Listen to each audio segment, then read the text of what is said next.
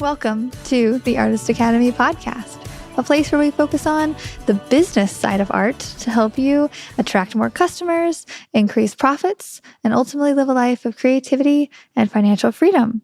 I'm your host, Andrea Earhart, and this week's episode for May Mural Month is a replay of an interview that I did with a muralist 5 years ago. 5 years ago. So I guarantee the majority of you have never listened to it, and if you have, you probably don't remember it.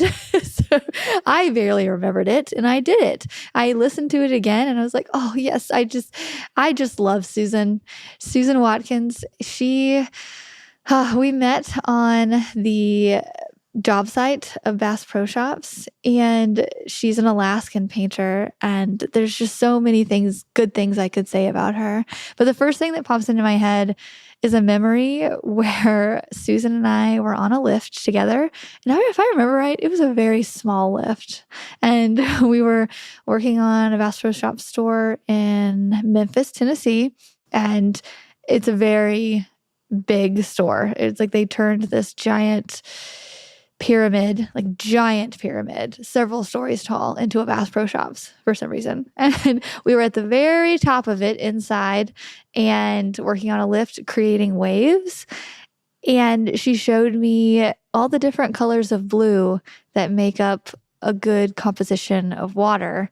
And it was just one of the first times I had ever painted movement waves like that, and she showed me how to do it. And I remember she also opened up her book of colors. As we went along painting, she made a list of colors where she would put a little bit of a dab of paint and say, this is the grass, the green grass for this, and this is the brownish grass for that, and this is the tree color. And she just had this log of all of these hues and saturated colors, and it was really cool just to see that in person. And I thought about creating one and I never did, but that's a good idea to do when you find a color combination that matches for a landscape scene. She's a nature artist. And yeah, just so many things like that, I think, come from muralists who have been doing this a really long time and that are really good at what they do. And so this interview with Susan, when I first started the podcast, first off, you're going to hear audio that is not good. Okay. So be patient with me here. Bringing these back, I can't switch it out and do a different mic. You'll definitely be able to hear the difference in the mic I'm talking to right now and the one that we used way back then. I don't think I had a microphone back then. I think I just used the AirPod. No, they didn't have AirPods. I used whatever microphone was in my phone at the time. And the editing is minimal, but you get the point. Like, the stories are great. But back then, I started the podcast because I wanted to just tell artists stories. And the first people I interviewed were some artists that I knew. And I worked under Susan on the Bass Pro Shops job sites, and not necessarily worked under her more than I worked beside her a lot, but just knowing that she is still way more advanced than I am with painting, and she has so many years of experience under her belt, and just being in that atmosphere, even though she was working on her mural and I was working on mine most of the time. I mean, we would work together on small things, but she would always show me something, whether she was meaning to or not. Just watching her work and watching the process of her and the other artists that I was so fortunate to have worked around, it was such an amazing learning experience. So with that, this is an interview that I wanted to bring back. It's kind of a long one, but it's worth it. And there's not a whole lot of, how do you price and how do you grow your business and stuff like that. It's more of just artist stories and listening to a veteran artist who has been doing this for a long time. And so, yeah, buckle up. It's going to be a little bit different than we talk about, but I think still very entertaining. And I think it's good to switch it up every once in a while. And yeah, I think you'll enjoy this interview with Susan Watkins. This episode features Alaskan artist Susan Watkins. Susan is yet another amazing artist I met on a Bass Pro Shops job site, and even though we've worked together several times, I never knew her story of how she got started in the art world until this live interview. Susan entertains us with her plein air tips, artist residency experiences, and many wilderness stories living up in Alaska. Let me know what you think about this week's live art talk with Susan Watkins. The first thing is just if you could just kind of introduce yourself, tell us a little about you, the people who don't know you, and just maybe how you got your start and what was the tipping point that took you from hobby to professional artist. I don't know that I've ever heard like all of your backstory, so I'm excited to hear as well. Well, there's a few, and for all of us, probably there's been, journeys and processes, and I've been around the block a few times. As far as getting into art, I think that anybody you've talked to, yourself, and any artists that are here and involved and in your art group, we all had a love and a passion of doing drawing, getting our fingers into things, finger painting, what have you, as kids. So I'm not going to delve into that too much, except to say that I had to stay after school in first grade and erase the first mural that I ever did. What? But I had some little classmates that were enticing me. I think they kind of figured out I could draw more than just a stick figure. And so I did some depictions of the teachers that weren't very favorable. And in chalk, thank goodness. Yeah, I was able to do a little bit more anatomy at that time than most first graders. So yeah, I had to stay after school in tears. My parents took me down there, back to the school, so we didn't live too far away. And with a hose and a scrub brush, I erased all the chalk drawings, which fortunately were just on slate. But that was my first outdoor or public art project. It didn't last very long. But when I was a child of the 60s, I loved art. I was involved with artist groups. Took my first oil painting class when I was 9. My parents did decide I had some potential, even after the chalk drawings. And maybe I needed more formal training, so I did that. But my father and mom both encouraged me to go more into the sciences direction than into the liberal arts or fine arts, hoping that I would always have a career along that field. And that was okay. I was marrying a guy in the Navy, and we were traveling a lot. So in those days, we didn't have internet. We didn't have all this cool ways of communicating and promoting our work everywhere from no matter where we were. Yeah. So if you kind of think about that. So whenever we moved into a new location or I landed in a new location, I tried to join the local artist guild, did workshops, to do some things to put into shows. So I always kept my figures in it. I won't really say that. It was more than a hobby. It was still a passion. And I still did things, for fundraisers and stuff, but it wasn't full time. That kind of grew because every time you moved, you had to start over again. Yeah. An artist had to have a following, a local following, make a name for themselves, and then that would kind of catch on. So, the internet really changed that. Then after being involved, actually, in diving and loving the underwater world and doing some of that kind of artwork, and then also continuing with working in the hospital setting, which also my background is in nursing, I would continue to paint and do shows. A doctor actually saw some of my work, commissioned my work. An interior designer he was working with to build his beautiful new home commissioned me to do a mural, and that was my first real commissioned mural. That was about 25 years ago. I was terrified because up to that point, the largest canvas I had probably done was maybe a 34 by 38, something like that. Yeah. So I started looking up, how do I take the idea to the big wall? And I found a workshop in Vero Beach, Florida. It was put on by Faux Effects, actually. It was a trompe-l'oeil workshop. Okay. Most of you probably are familiar with trompe-l'oeil, but that is a very old technique of painting from the medieval times. It means trick of the eye in French. Okay. And that's where you're taking, and you've seen these old murals and these paintings and all where it looks like you're walking into it. Okay, yeah. So it's to take the 3D or the flat visual appearance and make it look 3D with painting. So I thought, that would be cool. He wanted an Italian scene. So I knew that was going to mean, marble arches, all that jazz, so. Yeah. And she was doing an Italian, study workshop. So I went down there and spent a week and got some great ideas about how to take that to the big wall, did his dining room, and he was pleased, and that landed some other commissions. In the meantime, I was working in the hospital setting. Like I said, I worked as a restorative nurse with stroke patients. I had a little tiny office that they had created for me with just no walls, like a broom closet.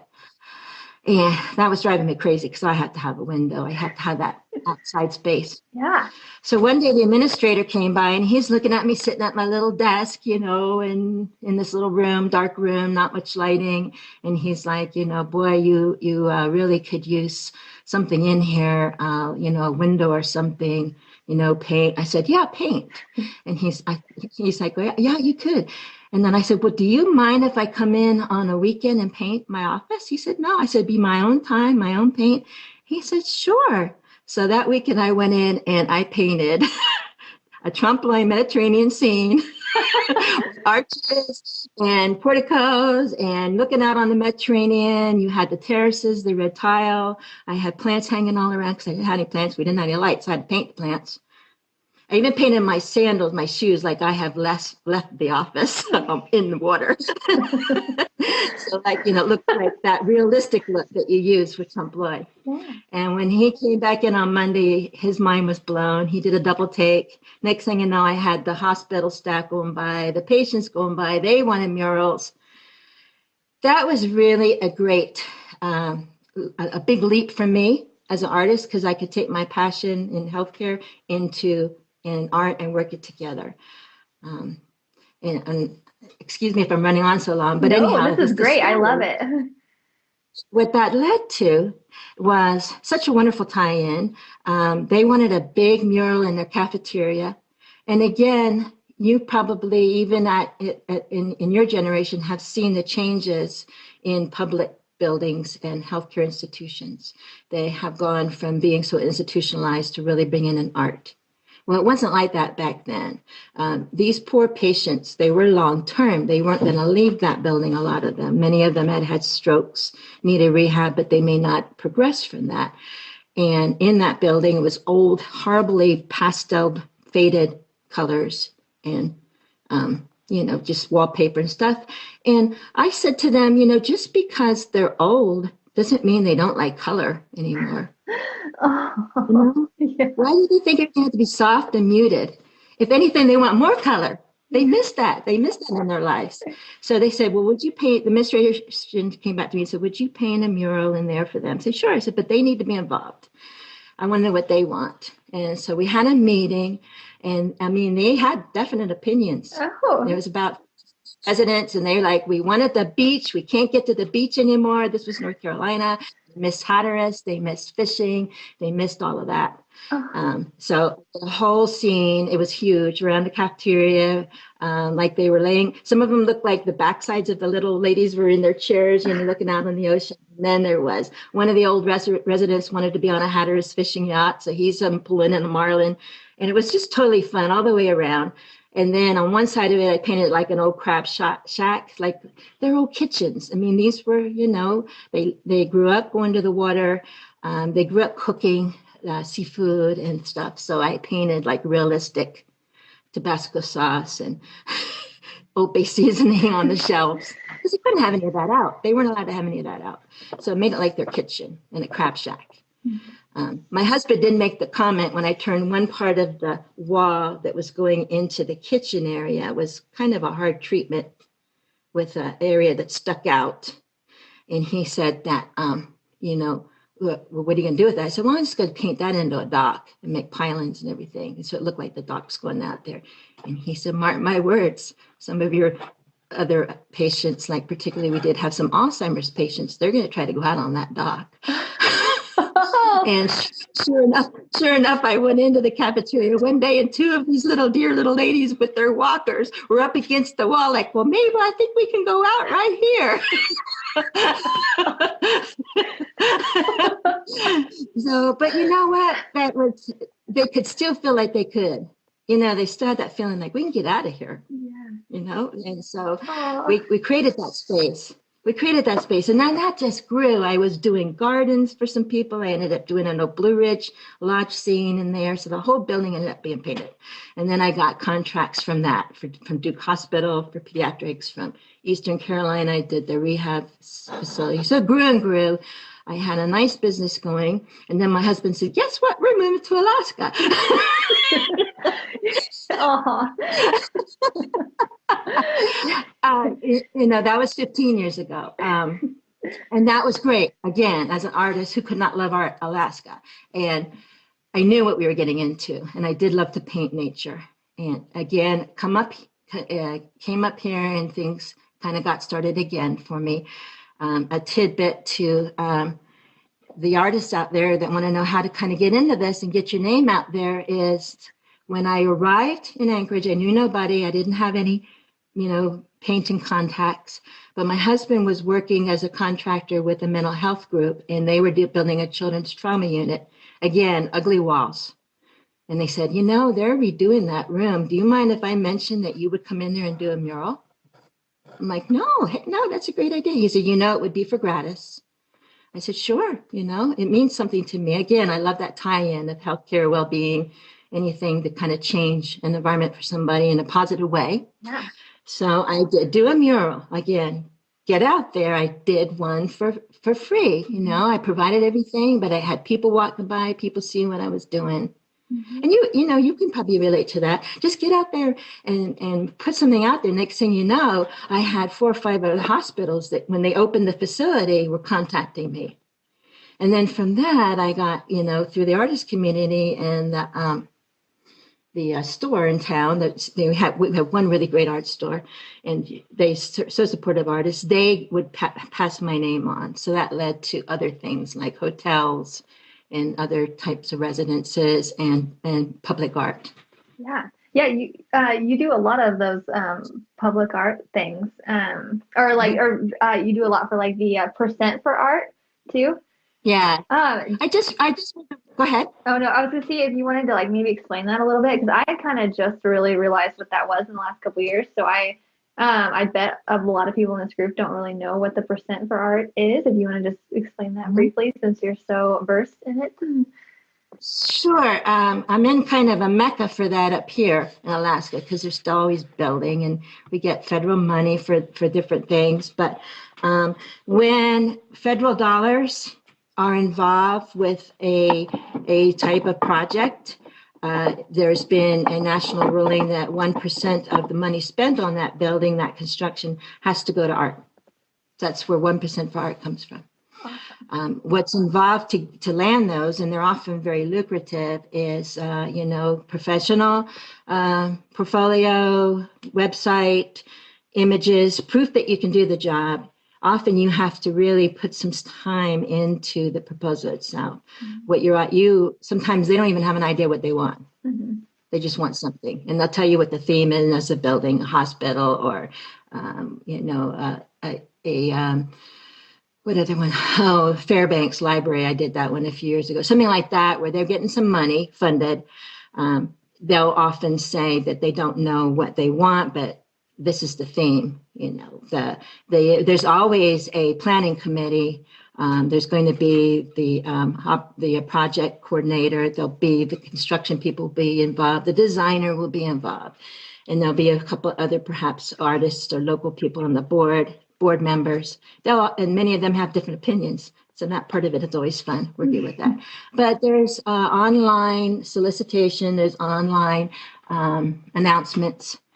Typically in the area where you are, you can go on and find out what's going on. There's a site called Cafe. Are you familiar with that? Yeah. Call for art entry. Yeah. And then of course, you need to keep that updated, keep your photos in there, be ready to fly if you see something of interest. Mm-hmm. And don't be afraid, you're going to get turned down. I've been turned down a lot. I've had a couple of come through and, but if you're not trying, you're not going to get anything. Yeah. Right. Definitely. So it's just a big headache. Like I spent so much time on this, and then it fell. I didn't get it. Sometimes the project will request only proposals from local artists. It might be just statewide. It might be regional. It might be national, it might be international. Yeah. Awesome. Yeah. So I did just get one now for a hospital in Bethel. Can only get there by Bush Plain or Plein. There is a small commercial plane that goes in there. It's way on the western part of the state. Yeah. and it's a Native community. I love doing stuff like that. Yeah. So I was tickled about that. Sometimes in the application process, there'll be different stages where you might be selected then as a finalist, and then as a finalist, you might get they might pick out of everybody that submitted. They might pick 4 artists as finalists, and then they may pay you just to submit something. Oh, like a And rendering. then that kind of makes it worth your time then to have spent hours putting together a proposal where they want the resume, they want your mission statement, they want your ideas, they want a cost, proposal sheet, they want all that. Yeah. So. Christine asked, what is it? Is it cafe.com? Yeah, it's callforentry.com. Okay, yeah, cafe.com. Yeah, and that's one of them. Okay. That's one of them. I also get a lot of information from my State of Alaska artist organization. And I imagine each state has that too. And they will put out requests for art. And sometimes it's state funded. It's not necessarily national. And sometimes it's just a community thing, or, fire station wants some artwork or whatever. We also have a art bank through the state of Alaska, which some other states might have too, where every couple of years they'll ask for, the organization will ask for pieces of art that they keep and rotate throughout public buildings. That's a good way to get your name out too, and your artwork out. Yeah, definitely, for sure. That is a good way. Andrea Palmer says, "What a beautiful story. Thank you for sharing." And I agree. That was amazing. I had no idea about that or about you. So I'm so glad you shared that. Yeah, I love how I feel like in Bass Pro too, we all work together so much, but nobody knows our backstories. Like Melvin, talking to him last week. That was so cool. Right. How do you get to where you are? And sometimes it's just you just happen to be in the right place at the right time. Yep. Yep. So, but I think having a passion, we were all passionate about our work, but having a niche is important. For me, tying it into some of the things that I believe in has been it's worked. Yep. Yep, it worked. That's awesome. Okay, so what makes up your typical work day lately? How many hours are you painting lately? Are you kind of taking it more easy, or what's your schedule like? It's kind of a roller coaster, as you well know. When you're on a job, and I just got off a job about a couple weeks ago, I could paint for 10, 14, whatever hours, especially if I was going into a building like where I was, where they're doing a lot of construction during the day. And I know with Bass Pro, we work a lot around construction, but this was a secured area, where there would be nobody there at night. They had security, but I didn't want to be there while a lot of other things were going on. It was a sensitive facility for a special victims unit. That's where I was painting. So I wanted to be isolated from that. So I worked it late. Mm-hmm. So I'd go in on that particular job. I would go in 2 p.m. and work, midnight, 1, 2 o'clock in the morning, just so I could be there after hours. So a long job, it could be, you get into it. You know what I mean? Yeah. And you keep going. Yeah. Or sometimes I may just come home and chill out and work a few hours on something. I do like to paint outdoors too. I like plein air painting. Okay. I think that keeps me fresh and keeps my skills going to just go out and, throw some paint on the canvas, or I like to use birch panels and capture some light at the end of the day, just. You make me want to. I have a little class going too. Sorry? Sorry. There's a 2-second lag in here. So I start talking when you start talking. But okay.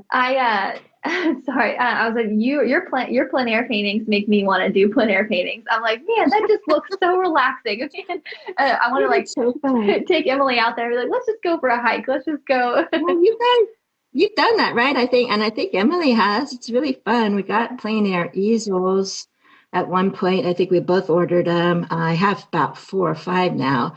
Keep juggling with what works. Last year, I did a plein air festival. It's one of Europe's largest in Ireland, Yeah. and that was just fantastic. That is open to anybody, and it was so much fun. They just really loved the artists, took care of us, took us all over the place to paint.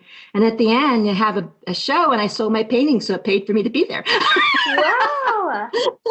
All right, Emily, let's hop on in here. Let's do that with you next year or something. That was awesome. And that was a well done event. Couldn't believe everything that they did.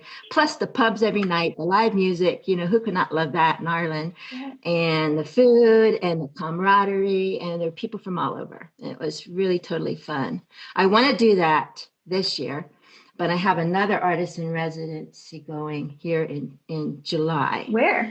And boy, I could, I don't mean to go off on tangents. No, it's okay. I love it. Let's keep talking. That's another good tip for your artists just getting into it or whatever, or wanting to continue to grow, which I still always want to as an artist, is to apply for residency. So I'm going to Wales in July. Oh my I'm God. staying in this little stone cottage in the foothills of Snowdonia National Park. I can hike, I can paint.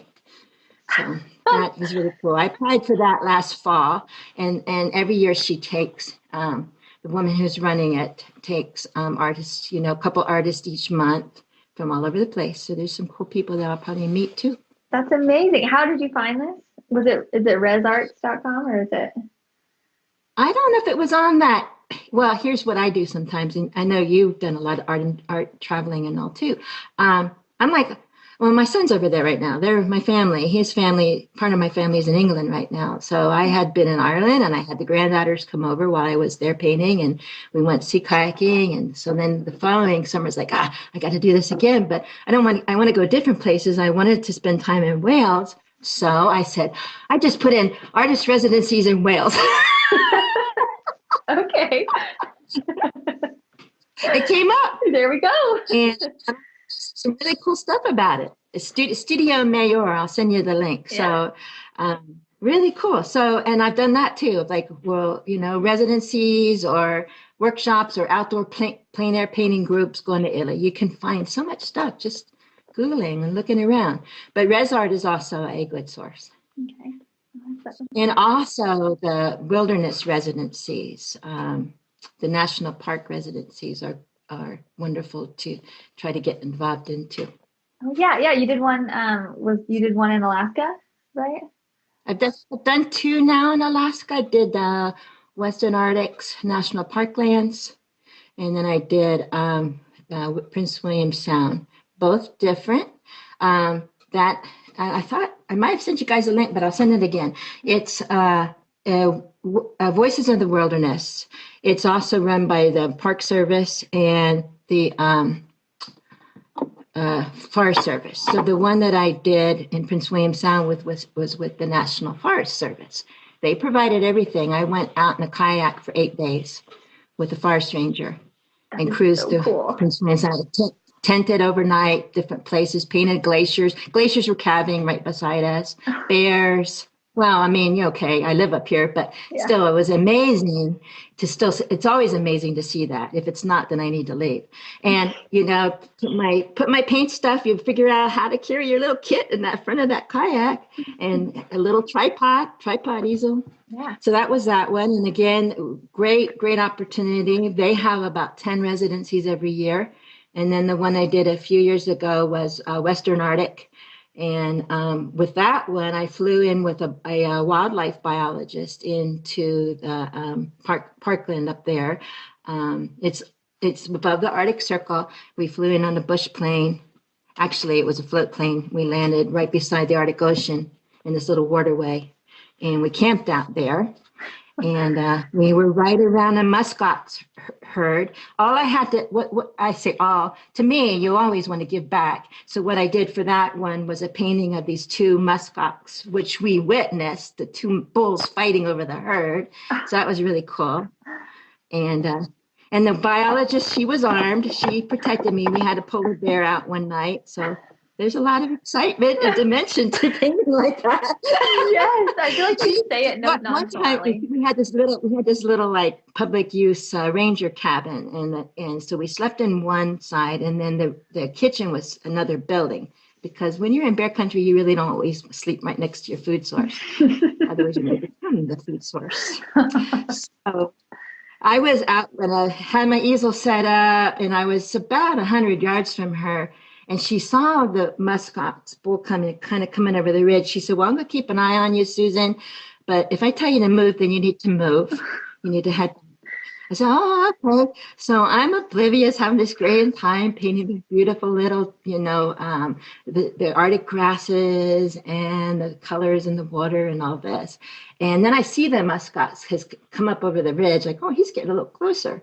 And then, and then meanwhile, Margie calls out, I think you need to start coming back this way, Susan. So I moved away from my easel. I didn't have time to pack anything in. I had it out.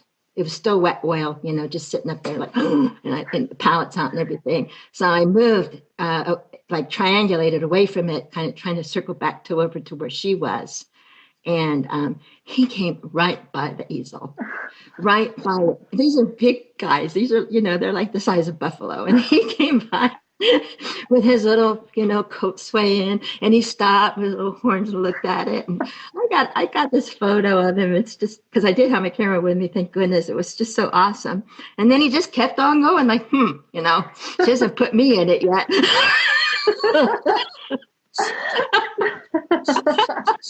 I had some of his muskox fur wrapped around the easel after he went by. Wow, that is crazy. Oh my God. But again, that was through that program. That was through the Wilderness, Voices of the Wilderness program. That's awesome. So everybody should just go and take your easel outside and see what happens. Yeah, and they welcome that particular, the ranger that started it, and then she got it really going with the National Park Service and the other Forest Service.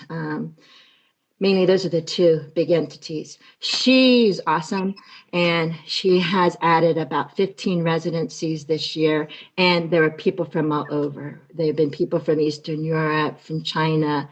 Some guy was writing a symphony about the wilderness for the 50-year celebration act of the wilderness, and he was from DC or somewhere. So you just get all kinds, and then it's still it's the art. So they take all kinds. They take people that might just want to go out and photograph or take notes or write a journal, or I was one of their first actual plein air painters. So they were interested on how I handled all that. Yeah. That I wasn't just like taking a picture and going back to my studio. Then I was doing it right there. I was sitting in the kayak, or I was sitting beside the muskox painting. That's awesome. How long are you out there? Just curious, like I'm just envisioning. So do you get out there like typically? Yeah, I was out there the whole thing was 9 days, but it involved the transport, getting up there. Alaska's a big place, and just getting to Kotzebue and then taking the plane over to where we stayed. That, it was one day up to Kotzebue and then the next day out on the bush plane. And then, so sometimes you have to allow, especially you guys coming from other places, you have to allow for that travel time. But the actual residence itself, I was there 7 nights. Oh, wow. Okay. How long do you usually paint for, like, during the day? I'm just curious. Anywhere from a couple hours to 14 hours. Okay. Wow. Okay. Awesome. I bounce around. It depends on a job. If you got a deadline, you need to get it done. And yeah. I was meaning more like when you're plein air painting. How long are you out there? Out there. Yeah. Oh, I thought you meant back to one of your questions, which nope. I didn't know if I really answered. No, you did. You did amazing. I could go all day plein air painting as long as I've got water and some snacks or whatever. Snacks are very important. It depends.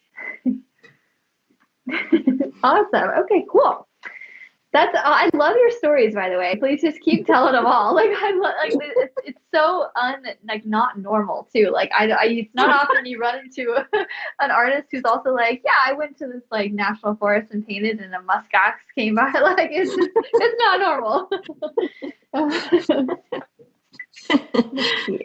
Another question on here is, so if you could just talk a little bit about your painting process, like are there any like methods or techniques that you've picked up through your years of experience? Oh yes, definitely. And it's different depending on what you're doing. Yeah. If you're doing a big mural, like what for Bass Pro, or for, and I learned from some of the other muralists at Bass Pro too, about blocking in, getting it on fast, laying in your foreground, your middle ground, your background, colors, getting your values right. So that is what I do to get started quickly for a mural. But like for plein air, and I like to use oil and all for that, is to get out there and capture your shapes and your light and your shadow. Oh. So it's different. It depends on what you're doing. Yeah. If you're doing a detailed painting, but the way I work is I change it up a bit. If I'm doing something really heavily detailed, I kind of have laid it out basically with underbrush and underpainting first, so I know what direction I'm going. But if you're doing a big mural, you want to get that paint on the wall. You want to get what colors you're working for and what you want how you want it to end up. So it just depends on what you're doing. Either painting really quick, a big project, or having to lay out a lot of detail. Mm-hmm. I don't really sketch much first before painting, unless it's an architectural type. Yeah. I do it. Yeah. Mm-hmm. Then I do. Then I'm more like finite on it. Yeah. I gotcha. Awesome. Yeah, it kind of depends too on like the size of what you're doing. Right. Let's see. Is there anything you don't like to paint without? I don't like to paint without. Mm-hmm. A lot of rags. You've been around me. I'm messy. We're all messy. Oh my gosh. No, I have my favorite brushes, so I know what I need and what I have. I can't really think. I don't like to paint without music when I'm inside, but when I'm outside, I don't want anything but just nature. I don't believe in being out hiking or painting or whatever with headphones. So it's completely opposite. But when I'm inside in my studio, I love my music. I like it. Awesome. You're just one with nature out there. Are there? Well, I want to hear what's coming up on me. True. Oh, I didn't think about that. Oh yeah, this is kind of off. Didn't you like almost get eaten by a bear once or something? Or it was like going to your trash can? Oh no. I walked backwards from a brown bear. Now, let me define that real quick. We live in coastal part of Alaska, so it's a grizzly family, but we have coastal brown bears. So we don't call them grizzlies, but they are part of that family. So it was a big brown bear. Biologists who have been kind of tracking him up here knew that he was probably around 1,200 pound range, whatever. He was big. Yeah. So it was 10:30 at night, and I was painting. I was up here, had my music going. My husband's 3 hours away. He's down fishing in the Russian River. And he was going to stay down there all night, fish. They do, it's summertime in Alaska. Nobody goes to bed at night. They just stay out and fish or whatever. So it doesn't get dark. Yeah. Okay? It doesn't get dark. How much darkness do you have up there, like during the summer? Huh? How much darkness do you have up there? Like how many hours? Almost none in June into July. We have a few out. We have like a couple hours of darkness from like 2 in the morning. 2 in the morning to about 4. It gets dusky like. Yeah. So it doesn't get totally dark. Huh. But we're not like, it's not quite like that at the top of the Arctic Circle, and we never get totally dark in the winter. We still get down to about 4 hours of light. We have a lot of snow and light reflected from the snow, so it didn't seem totally dark. Other side of the story. But so this was 10:30 at night. And I'd been painting for a while, and John was gone fishing, as is usual during the summer. So I need to get out. I need to get out of the studio. I need to walk the dog. And so I took off and I went out our property across the road up to this other road, and had made I'd already gone a mile or two with the dog. And I thought, well, I need to get back. Well, of course, I didn't take my cell phone. I was just like, bolted out of the studio. I got to go for this, get some air. And on the way back down towards our crossroad, which is in front of where our house was, again, it was like, 11, 12 o'clock at night. From a distance, I saw this brown blur come out into the road. It was a good little ways from me, but it was in the road that I had to go down to get to my house. And so then as I look further, then I see some other little dogs from a neighbor's house have come out and down their driveway, and they're circling this big, big bear. And he's just swatting at them like they're flies. So my dog, who is a Malamute and has good wildlife sense, she stopped and just kind of positioned herself in front of the bear and dropped head. They kind of position. They posture like a wolf. They don't really bark, and just kind of emitted a low growl and stopped in front of the bear. And then the bear has moved my way. So definitely, I could see it. Yeah, that he's coming my direction now. I didn't have a lot of choices, because if I'd gone to the right or the left off the road, I would be in brush, thick brush. Couldn't tell where a neighbor's driveway was. It was clear enough that I would have good visibility on the bear to go up to somebody's house where I was. I knew I needed to walk back up the road behind me, where I knew there was an open driveway up there. Yeah. It would be hard for everybody to visualize this, but the properties are kind of far apart. So as I stood, I froze when I saw the bear, of course. I didn't approach him, and I didn't run. I didn't turn around and scream. I guess I was in shock, but I just kind of stood there. And then I did what Fish and Game will tell you. You yell, like I said, get out of here, bear, go away, bear. And you use your human voice to try to let them know that you're something different in nature than what they normally see or hear. And sometimes they'll just leave. But he decided to come my way, but he didn't seem to be interested in me per se. It seemed like he had a mission, but it happened to be in the same direction. Great. So the dog and I started walking backwards, and we just maintained our distance the whole time. I just kept on walking backwards, saying, get out of here, bear, go away, bear. And kept my eye on kind of the back area where I could turn into a driveway and get help.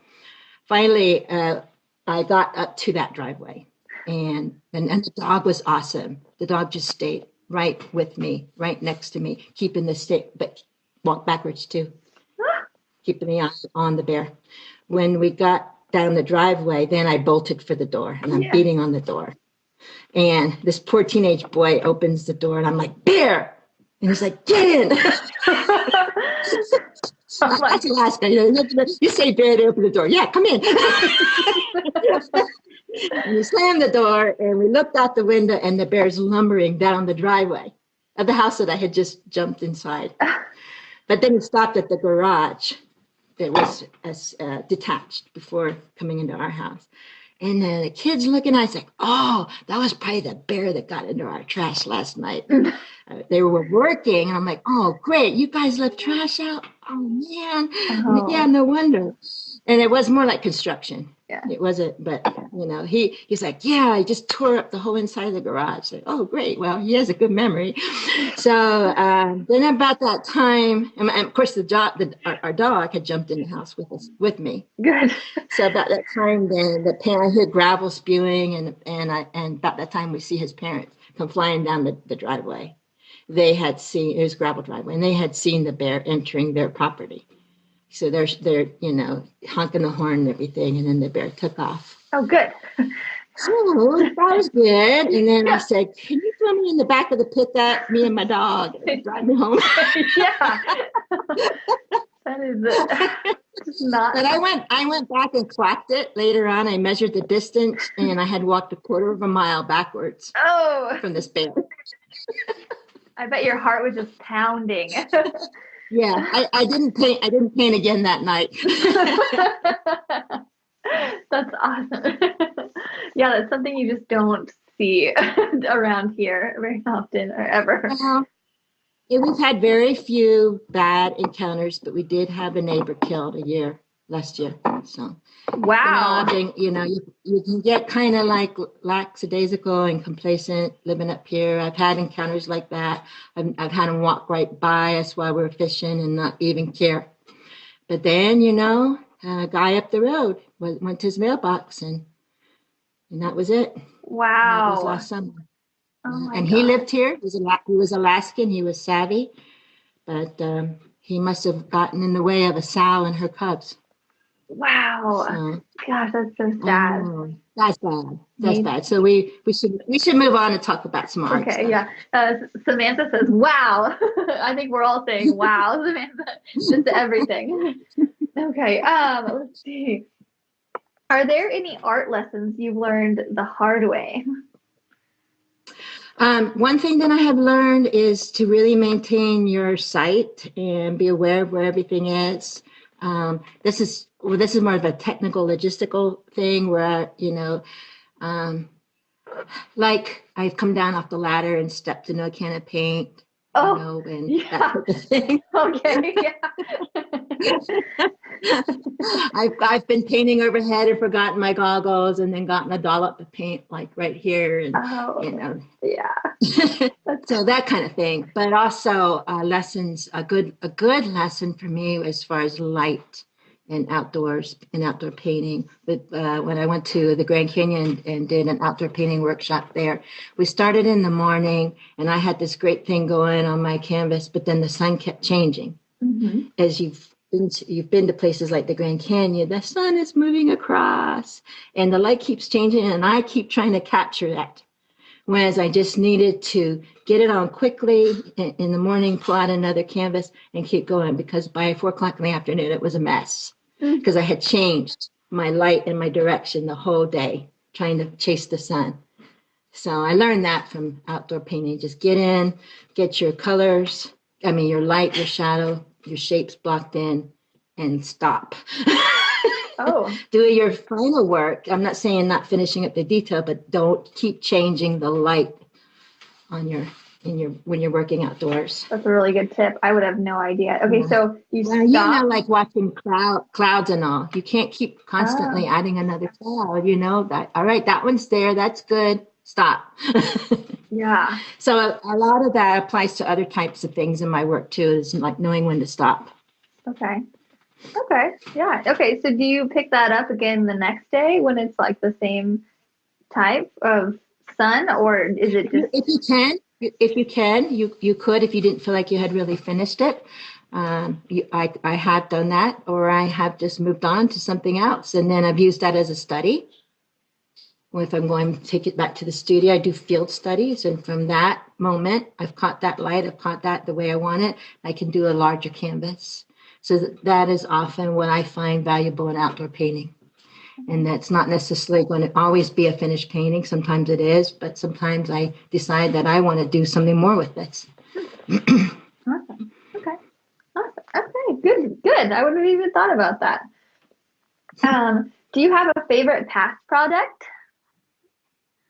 I love so many of the projects that we've been involved in. I love the underwater world as a diver and being involved with that for so long. I loved what we did with Bass Pro, the underwater painting. But probably I would go back to one of my first ones where you have done something in a very depressing building institution and then changed that and made it more of a place, that people at least could escape in their minds and feel better about. So probably some of my first hospital projects were my favorites. Those are my new favorite stories. I love, yeah. But there, you know how it is. You put your heart into everything, and so each time I've done something, I feel there's something special thing I've gained from that particular piece. Yeah. What I've put out there, and then how it's received. Amazing. Awesome. What are your future art plans and goals? Like, what are you working on right now, and what's ahead? What do you have planned? Okay, just briefly, I did get the 1% for the hospital in northwestern Alaska. Then that will be a big a triptych of big canvases. They haven't given me the exact size yet, but I'm thinking they'll probably be at least 4x6 or 4x8 high, and 3 of them. And it's going to be, I like to do these macro paintings of tundra. If you ever look at tundra up close, there's a lot of patterns, and they, the facility, wanted me to really bring in the healing plants of the tundra. The native community uses so much, the Labrador tea, of course, the berries. This is just a quick mock-up. It's not it's just partly what, like, I don't know if you could see it, but like all the different things that are going on in the tundra. So it will have a lot of the bearberry leaves. We have lots of really interesting varieties of plants that grow low to the ground, and they're cool patterns. In there's also fireweed, crowberries, wild cranberries, things that we eat too. Again, there's a lot of healing properties, and it means a lot to that particular community. So that's going to be a big deal as far as time consuming, very detailed, very fun. Yeah. And that will be done in the next few months. I have basically about 6 months to complete that one. And then I have a hospital commission down in Reno, Nevada. It's a children's facility. It's actually a troubled teen unit. There was one up here. Some of the work I get also by word of mouth, and the nursing director that was up here took over as the CEO of the hospital in Reno, and she contacted me. So I'll do that, hopefully, later this summer. And then I work out the fun stuff like the residency in between. Staying busy. I love it. You're always doing something. Either you're always on a new project, or you're always traveling. Like I always see like you and Melvin going to the Belize 2 weeks ago. I'm like, you guys. That's amazing. Well, same to you. I know. It's like, you do art sometimes to travel, or sometimes you travel to do art. Exactly. So a final question. I think you kind of answered this already a little bit, maybe with doing like do stuff for free. But is there any advice that you would give to artists who want to make art their full-time career, but just don't know where to start? Like a good starting point? Several things. Okay. Work on your portfolio, have a website, keep that website up to date. And here I am. I'm not the last one that should be saying this, because I know I need to do that myself. I get slack on that, but that's what helped me get the job with Bass Pro. I think is I had just updated my website that weekend before I knew they were looking at Anchorage Muralist, and then I contacted them. They had something fresh to look at. I mentioned earlier doing some things for gratis. Find a community project, get involved, even organize one yourself, get a bunch of kids together and maybe do something to change a wall in the school, like your butterflies. Yes. Doing things like that, it brings you out there into the limelight, and you may get other jobs again from that. So simple things like that. Don't be afraid to get as many shows as you can. That works on keep your resume going, shows that you're an active artist, that you're participating in a lot of different things. Try different things, We had a raven show up here. I love ravens, but I had never really painted ravens. But, it was a really cool show. A lot of the local artists came out, and they had their own interpretations of ravens. And, you might sell some things there, and then, meet other artists. Join the local guilds. Artists, and Melvin brought this up too.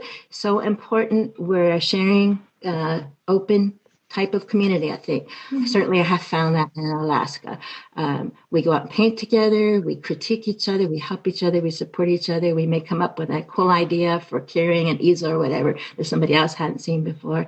And then we do shows together. So join your guilds, be active in your community, and Just keep going. Yeah. Keep painting. Keep painting, keep putting yourself out there. You're a great example of that too. Yes. I love it. Awesome. Well, I loved your stories. Thank you so much for coming on here. I really appreciate you taking an hour of your time to talk to all of us. I'm sure you inspired someone to either to go paint outside or to get involved or anything. But yeah, I thank you so much for your time. And I really hope we get to work together again sometime soon. Oh, me too, Andrea. It was such a blast. Yes. I gained so much from all my experiences with you and the Same. other artists. It was, again, good community. Yes, definitely.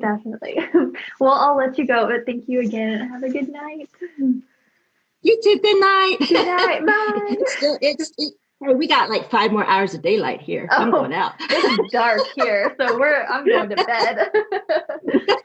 All right, good night. All right. Good night. It was Bye. fun. It was a ton of fun. Same. Thanks for listening to another episode of the Artist Academy podcast. I hope you're enjoying this Muralist Month feature with all of the large-scale painting talk. I know I am. But if you are wanting to start dabbling in murals yourself, or you think that you could just use a little help with that, I want to, again, point out all of the freebies that I offer. I just did a video training on how I price my mural projects. So I put out a pricing guide in the past. I have since updated it, and I've attached a video training with examples, like visual examples of projects that I've done with price tags on them. So I share exactly what I painted, what I charged for it. I even share some of the murals that I did early on that I drastically undercharged for. I show you that, and I show you what I would have charged for now, and just how I price things now versus back then. And yeah, I basically open up my website and go through photos of like, oh, yep, charged $5,000 for that one, did this wrong on this one, and you get the whole inside scoop. I share this in the inside of the Artist Academy as I do them. So Artist Academy members, you already have this training and you already see things like this as they're happening. I literally finish a project and then I share it inside of the Academy and say it went really well, or we had this hiccup, or I charged this much and then I profited this much. I spent this much in help. I spent this much in supplies. I share it all in the Artist Academy as I go. So I was like, okay, they really enjoy that. I'm going to take a mini version of that, put it on our training mural pricing guide thing, and you get to get a little snippet of that too. So go to artistacademy.co/pricing, or really better yet, just click the link in this podcast and it'll take you right to the pricing training, and you get to be a snoop and see how I price my stuff. And if you want to get even snoopier, you can also go to artistacademy.co/supply, where you get, you guessed it, my mural supply list with links and everything to all of my mural supplies. So you get to see how I price, and you get to see what I use to paint. So 2 big things. Take advantage of it if you're curious at all. So the mural supply list, I also include a video. I take you inside of my art studio and show you exactly what products that I have between the paint and why I use this paint over this other paint. And I show you what it looks like. I show you all the different brushes. I show you my 3 different ladders that I own and why I have 3 ladders and which is best for which project. I go pretty thorough. I show you everything. I even show you how I tote things around so that I don't have to make 10 trips to the car. It's all there. So artistacademy.co/supply. Just go to the show notes up here and you can click the links. But I hope you enjoyed this week's episode, and I will catch you on the next one.